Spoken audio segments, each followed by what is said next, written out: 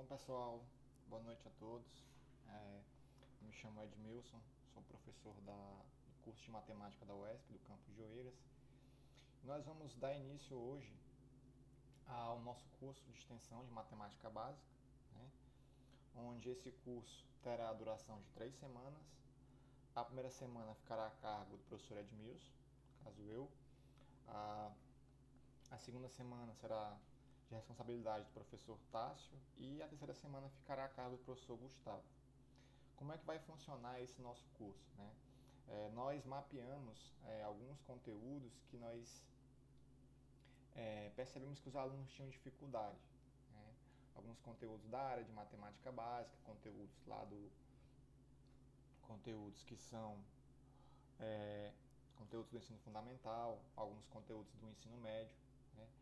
E aí nós, observando essa situação, nós optamos por criar, né, esse curso de matemática básica para tentar reforçar justamente esses conhecimentos que existe uma certa deficiência por parte de alguns alunos, tá bom? Então, esse nosso curso ele vai ter duração de 3 semanas. Cada professor vai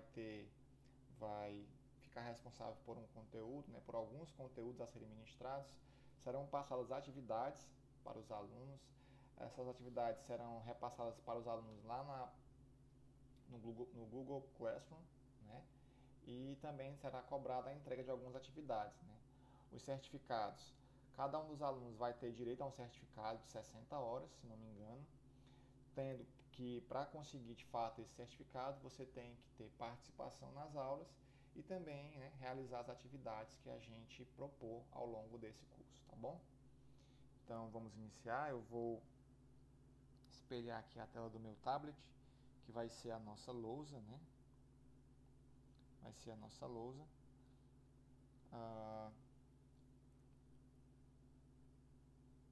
Eu vou desligar aqui a minha câmera para que a conexão fique mais estável, tá bom?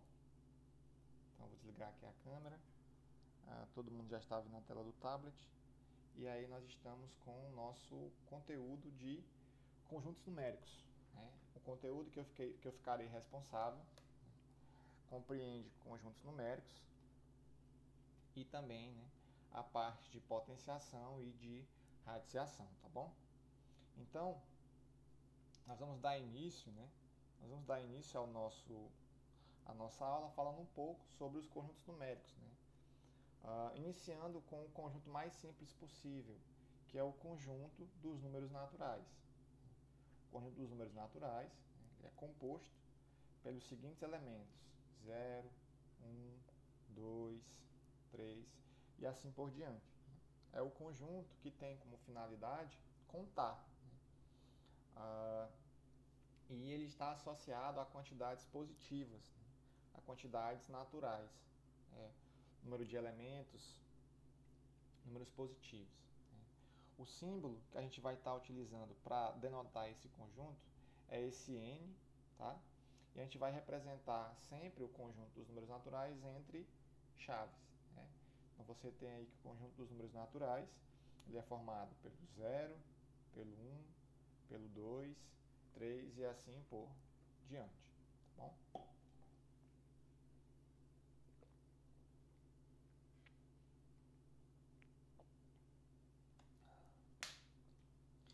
Então, o conjunto dos números naturais, ele possui uma série de propriedades. Essas propriedades vão nos permitir, né, estudar melhor esse conjunto, né? São elas: a primeira propriedade é a propriedade associativa. O que é que diz a propriedade associativa? Vamos lá. No conjunto dos números naturais, nós temos duas operações bem definidas. São elas as operações de soma e de multiplicação, ok? Quando eu falo que as operações estão bem definidas, eu falo no sentido de que, se você somar dois números naturais, o resultado dessa soma também será um número natural. Se você multiplicar dois números naturais, o resultado dessa multiplicação também será um número natural.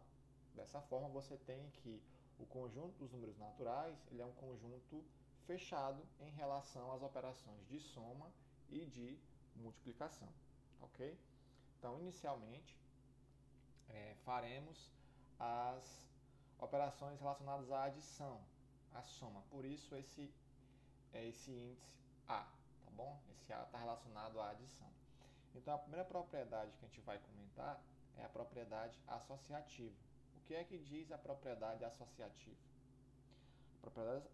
A propriedade associativa nos diz, essencialmente, que em uma soma você pode associar elementos de modo a tornar a sua operação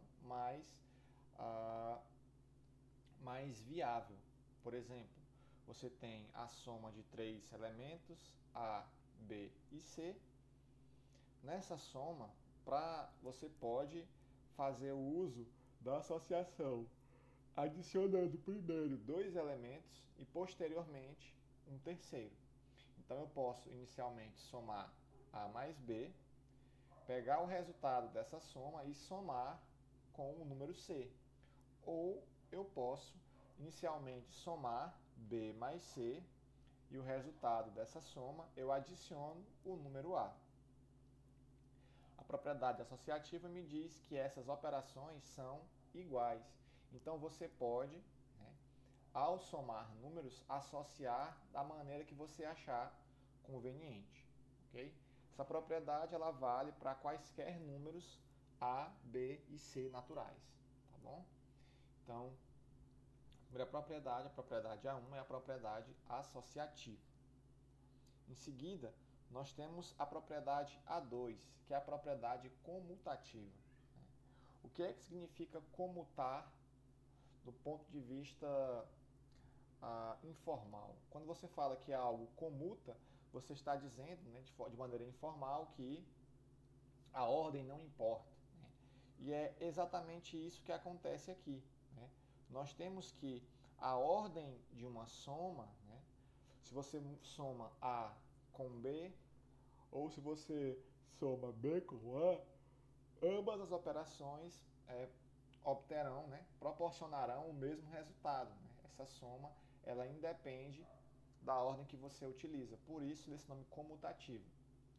Então, a propriedade comutativa diz que tanto faz você somar A mais B, como somar B mais A. O resultado dessa operação vai ser o mesmo. Tá bom?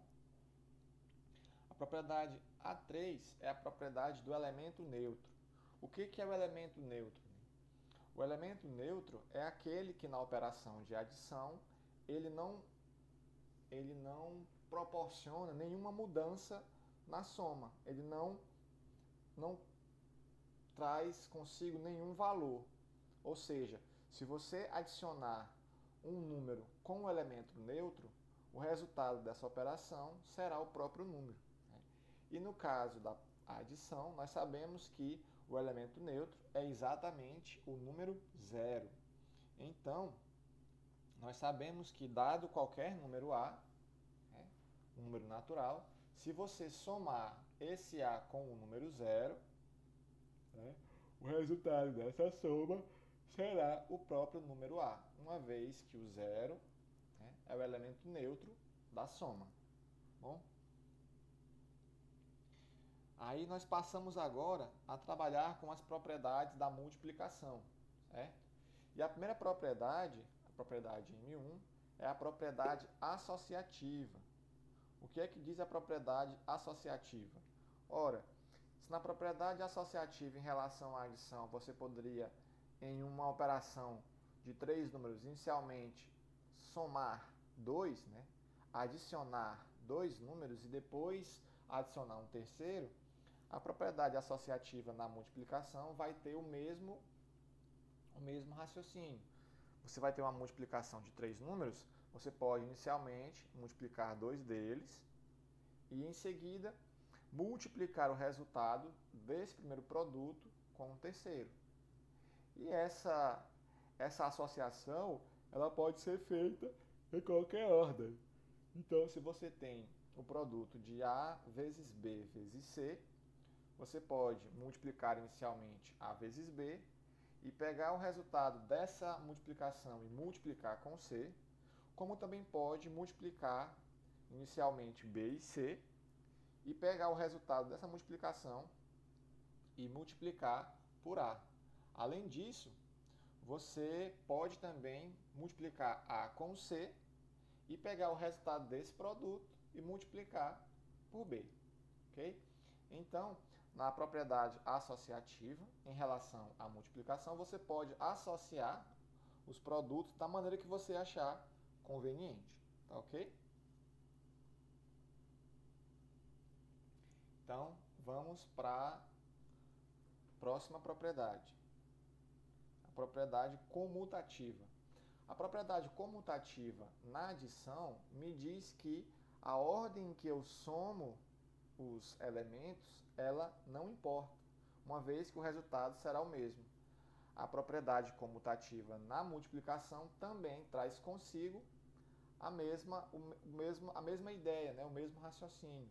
Você pode multiplicar A vezes B, como também multiplicar B vezes A.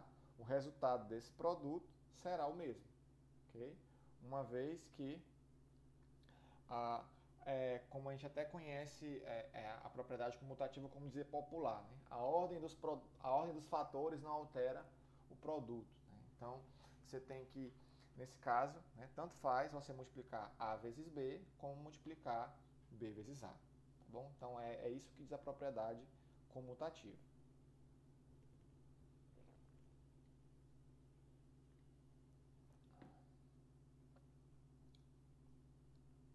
Nós temos também o elemento neutro, né, em relação à multiplicação.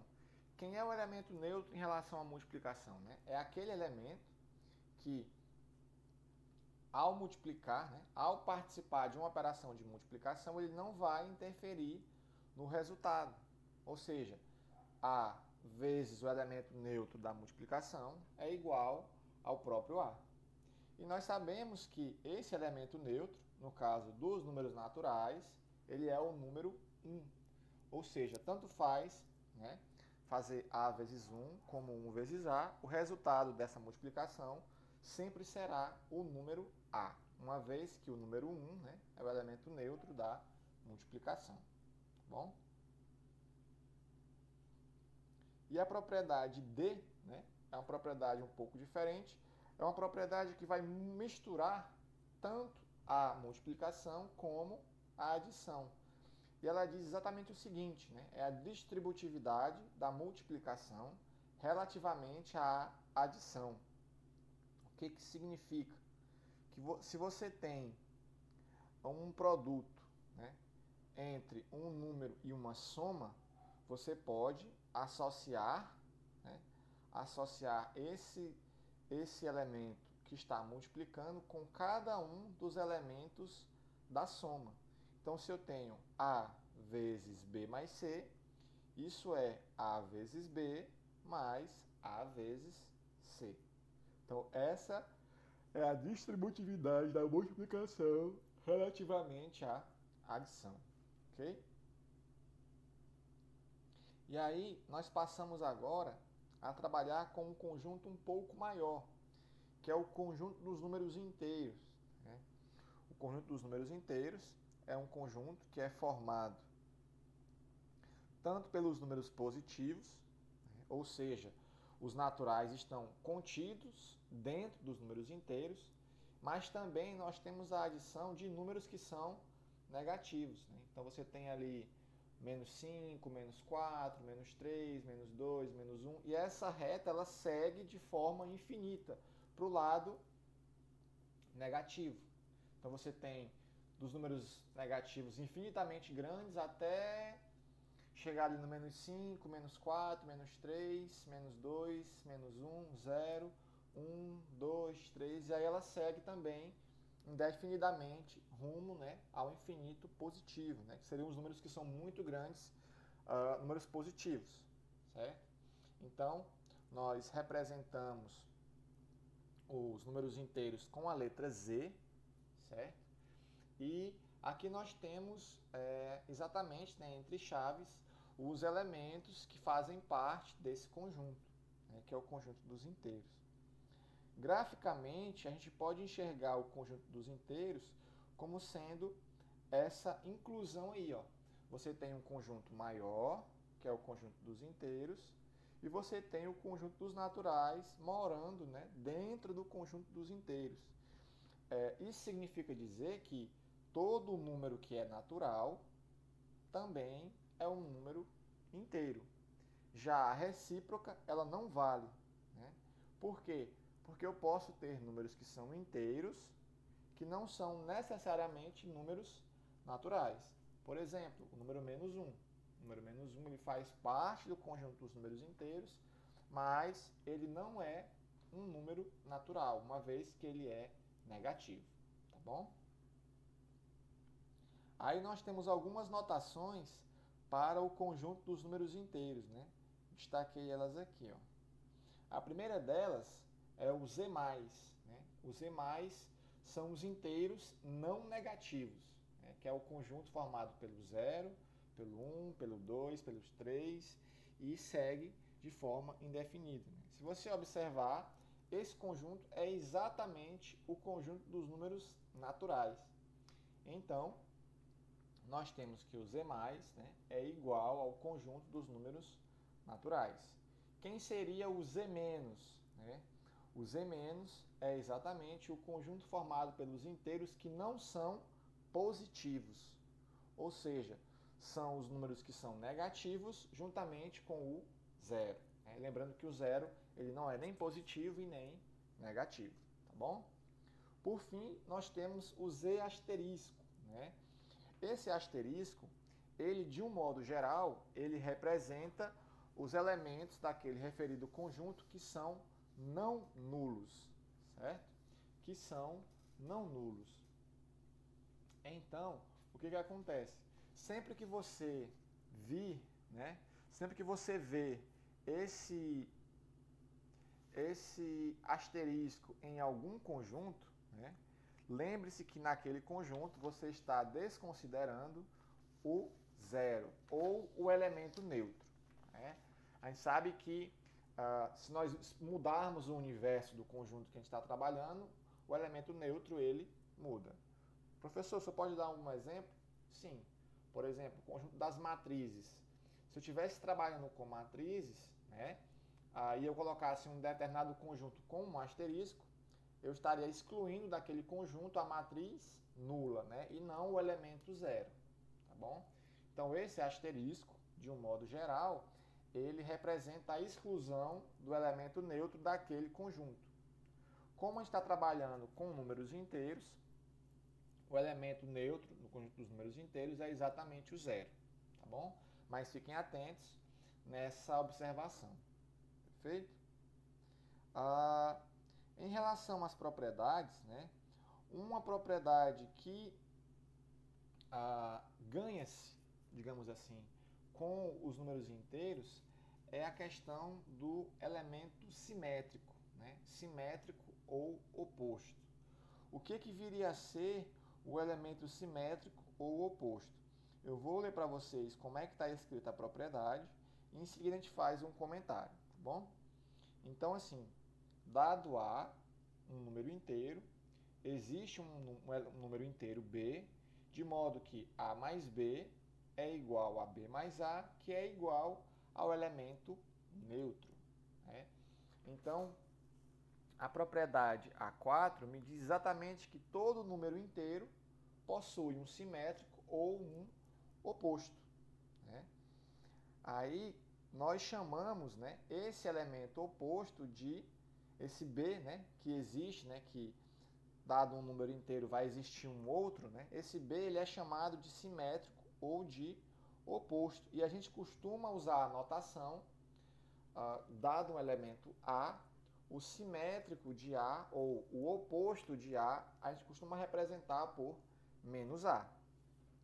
Então, por exemplo, você tem o número 2. Quem seria o oposto ou o simétrico de 2? Seria o menos 2.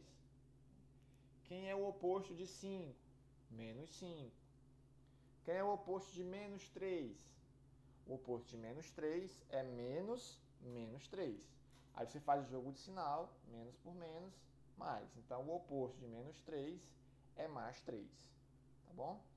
Então, os números inteiros, eles herdam aquelas propriedades dos números naturais, né? Aquelas que a gente já comentou há pouco. E nós temos essa adição, né, da propriedade A4, que é a propriedade que trata do simétrico ou oposto. Tá bom? Vamos agora fazer um pequeno comentário sobre os números inteiros na reta, né? Onde é que estão localizados os números inteiros? Você tem aqui a reta real, né? O zero como sendo o termo central, ou seja, o divisor, né? Que ele divide a reta em duas partes iguais. Quem está à direita do zero, né? Nós representamos com o sinal de mais, são os números que são positivos. E quem está à esquerda do zero são os números que nós representamos com o sinal de menos, são os números negativos, ok? Então, sempre que eu quiser localizar um número na reta, quem estiver à direita desse número será maior que ele, quem estiver à esquerda desse número será menor que ele, tá bom? Então, os números inteiros, eles se localizam na reta à esquerda do zero, tá certo? Agora, vamos fazer um breve comentário sobre divisibilidade. O que vem a ser a divisibilidade? Nós dizemos, né, que o inteiro A ele é divisor de B e nós representamos isso com essa simbologia A barra B, quando existe um inteiro C, tal que C vezes A é igual a B. Essa definição de divisibilidade, né, ela pode soar um pouco diferente no início, mas vocês verão que ela é bem tranquila de você entender depois que você vê alguns exemplos. Aqui nós temos o que seria a representação numérica, né? Ou, perdão, a representação simbólica desse fato, dizer que A divide B, né? É equivalente a dizer que existe um C pertencente ao conjunto dos inteiros, tal que C vezes A é igual a B. Vejamos alguns exemplos. Temos aqui 3 exemplos. 2 divide 12. Por quê? Porque existe alguém que multiplicado por 2 dá 12. Quem é esse alguém? É o número 6. O 3, ele é um divisor de menos 18, ou o 3 divide menos 18. Por quê? Pois existe um número inteiro, que número é esse? Menos 6, que ao multiplicar por 3, resulta em menos 18. Menos 5 divide 20, pois existe um número inteiro, que no caso é o menos 4, que ao multiplicar por menos 5 resulta em 20. Então, a definição de divisor, né, ou de divisibilidade, ela é bem tranquila. Né? A princípio ela pode parecer um pouco complexa, mas quando você vê alguns exemplos na prática, ela se torna bem fácil de se compreender. Tá bom? E aí nós chegamos agora ao conjunto dos números racionais, né? Que são popularmente conhecidos como as frações. Perceba que nos 3 exemplos que nós demos acima, o 2 é um divisor do 12, não é? Pois bem, mas se eu trocasse o 2 pelo 5, o 5 não é um divisor de 12. Por quê? Porque não existe número natural que multiplicado por 5 resulte em 12. Daí surgem os números racionais. Né? Os números racionais são representados, né, numericamente pelas frações e representam os números que não são inteiros, os números que são partes, né? São porções, né? São partes, tá certo? Então, nós temos que o Q, né, que é a representação do conjunto dos racionais, ele pode ser identificado como sendo um conjunto de pares ordenados. Lembre-se que uma fração sempre é composta por por dois números. O número que fica acima, no caso aqui o nosso A, ele é chamado de numerador. E o B, ele é chamado de denominador. Então, sempre que você pensar em um número racional, você vai pensar em um par, dois números. Um é o numerador e o outro é o denominador. Tá, mas quais são as condições para que um número seja considerado uma fração, né? As frações são os números da forma A sobre B, onde esse A é inteiro e esse B é um número inteiro não nulo.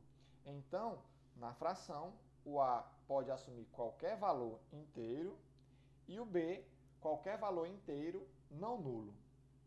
Professor, o número 5, ele é uma fração? Sim. O número 5 é uma fração onde o seu denominador, B, é igual a 1. Então, com esse raciocínio, eu posso identificar todo número natural e todo número inteiro como sendo uma fração. Uma fração onde o denominador é 1.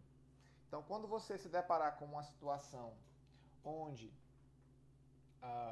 você está com uma operação de fração, uma operação de soma, multiplicação, divisão, etc., e você não tiver o denominador, você pode considerar que naquela fração o denominador é 1, tá bom? E aí você procede com os cálculos normalmente. O conjunto dos números racionais, ele possui algumas propriedades, né? A primeira propriedade é a propriedade que fala da igualdade. Porque eu posso representar uma mesma fração com várias formas diferentes. Por exemplo, o número 2/4 e o número 4/8 representam a mesma quantidade, ok? Para verificar se duas frações são iguais, você deve verificar se elas cumprem a regra das proporções, ou seja, A sobre B é igual a C sobre D. Se esses dois números racionais, se essas duas frações são iguais, então vale o princípio do produto do meio ser igual ao produto dos extremos. Então você teria que A vezes D tem que ser igual ao produto de B vezes C. Então, se você está interessado em verificar se dois números racionais são iguais, você pode aplicar essa propriedade. Se você obter uma igualdade, ou seja, A vezes D igual a B vezes C, então, de fato, nós estamos trabalhando aqui com números que são iguais. Caso essa igualdade não ocorra, então, os números que você está trabalhando não são iguais, tá bom?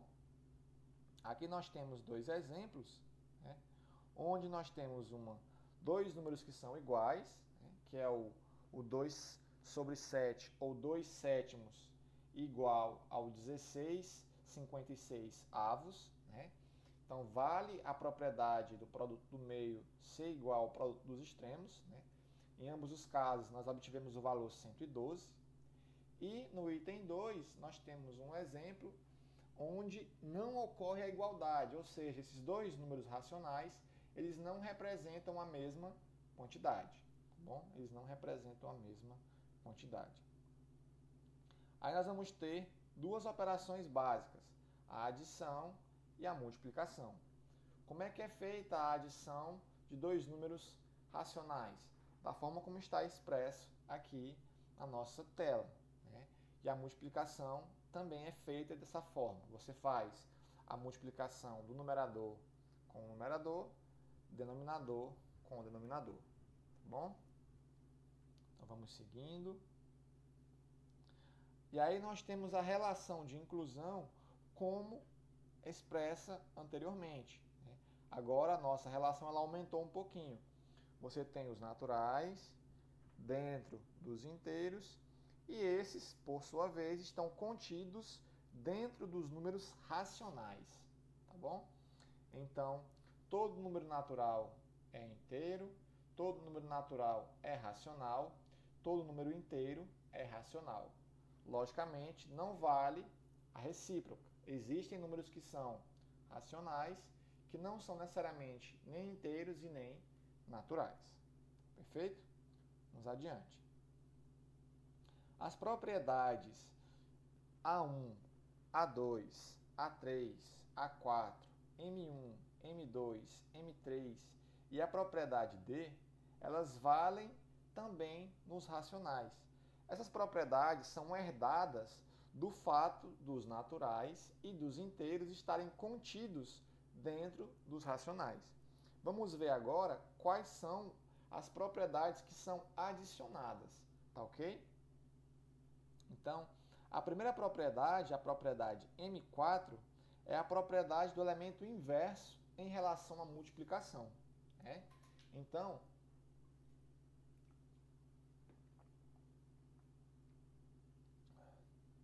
nós temos que, dado qualquer número A sobre B, ou seja, qualquer número racional, vai existir um número racional C sobre D, de modo que o produto desses dois números resulta no elemento 1.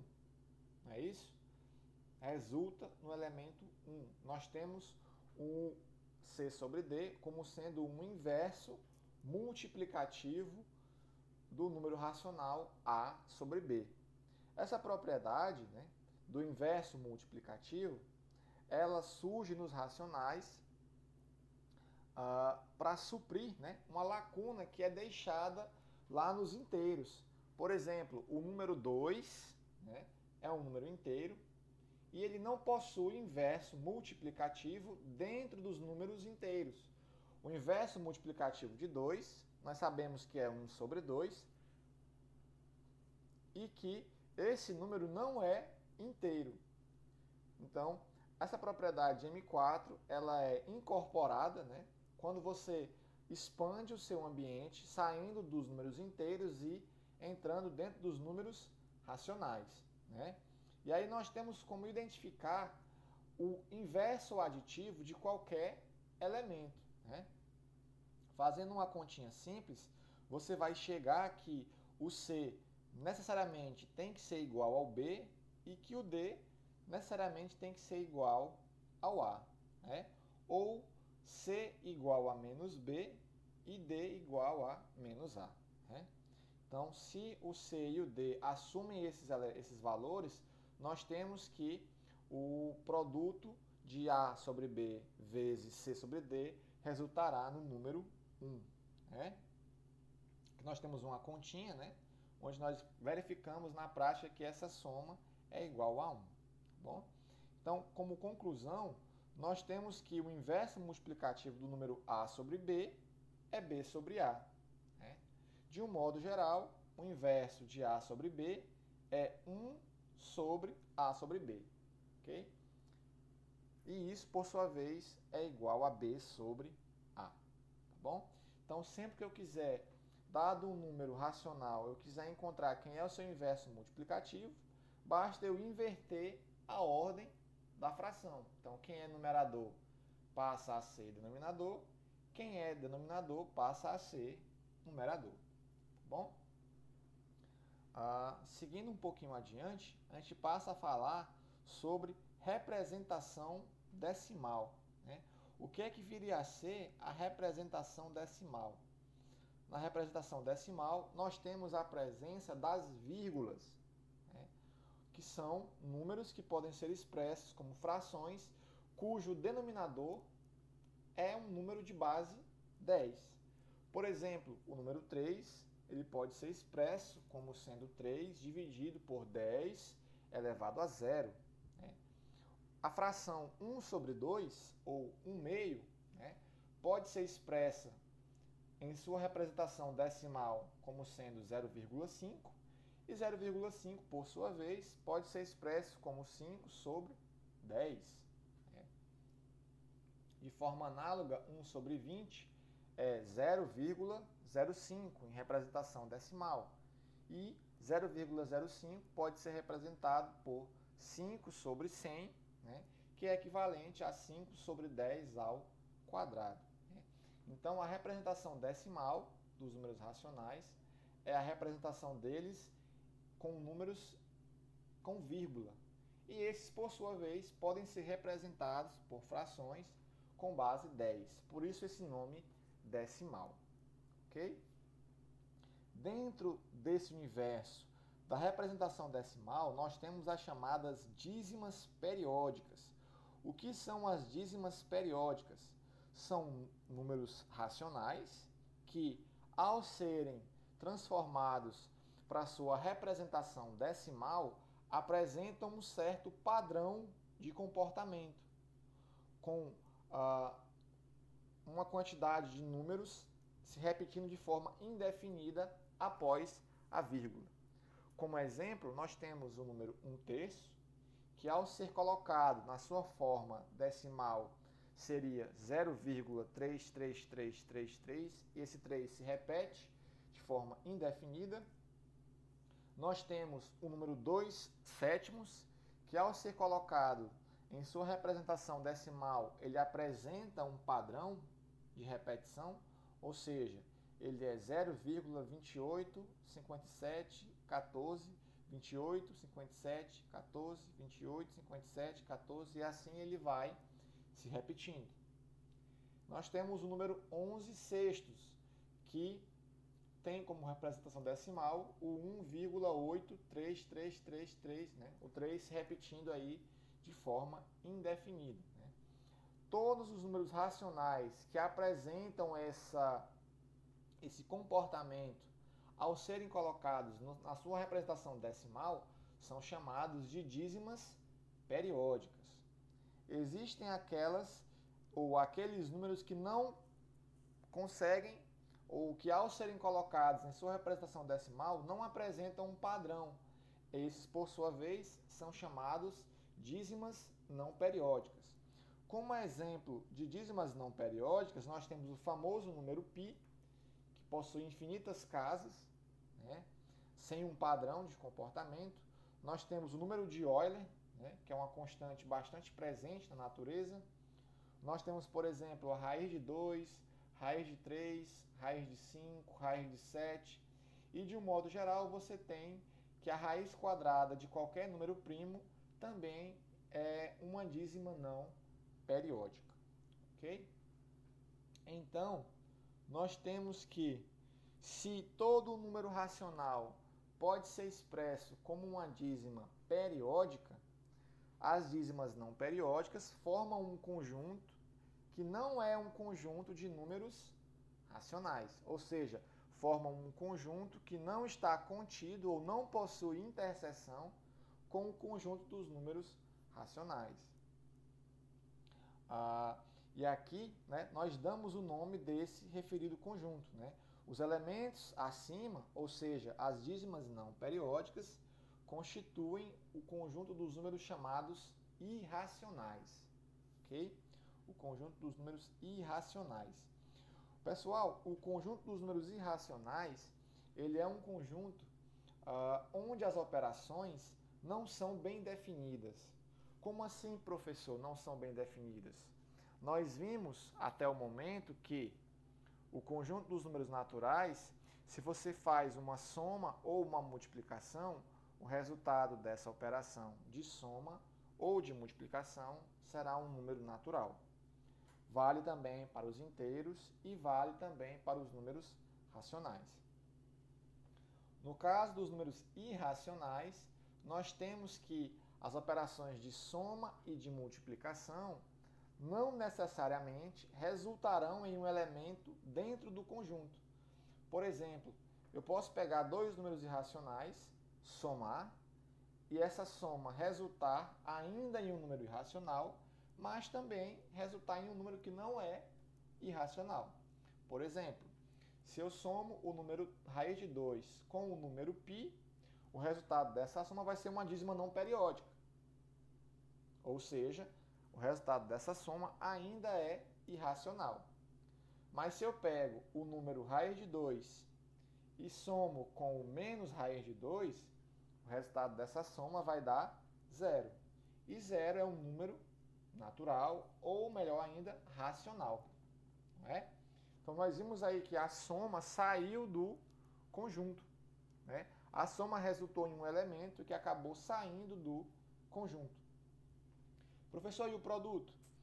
Pegue, por exemplo, o número raiz de 7, multiplique por raiz de 7. Isso vai dar raiz de 7 vezes 7, ou seja, raiz de 49. E a raiz de 49 é um número exato, é um número inteiro, né? Ou seja, o produto de dois números irracionais resultou em um número que não é irracional, tá bom? Então, os números irracionais, eles representam um conjunto que não é fechado em relação às operações de soma ou de multiplicação. E aí, juntando todo mundo, né, nós temos o conjunto dos números reais. Quem é o conjunto dos números reais? O conjunto dos números reais é o conjunto formado pelos elementos que possuem representação decimal, ou seja, as dízimas que são exatas, as dízimas periódicas e as dízimas não periódicas. Em outras palavras, nós temos que o conjunto dos números reais seria a união entre os números racionais e os números irracionais. Tá ok? Nós costumamos representar o conjunto dos números racionais, dos números reais, perdão, assim, por esse R, que pode ser visto como sendo a união entre o conjunto dos racionais, que é representado pela letra Q, e o conjunto dos números irracionais, que é representado pela letra I. Bem? Então, pessoal, a nossa aula de hoje finaliza aqui. Bem? Espero que todos tenham entendido o conteúdo da aula. Eu vou pausar a gravação e aí eu sigo com alguns avisos para o restante da semana, tá bom? Só pausar aqui a nossa gravação.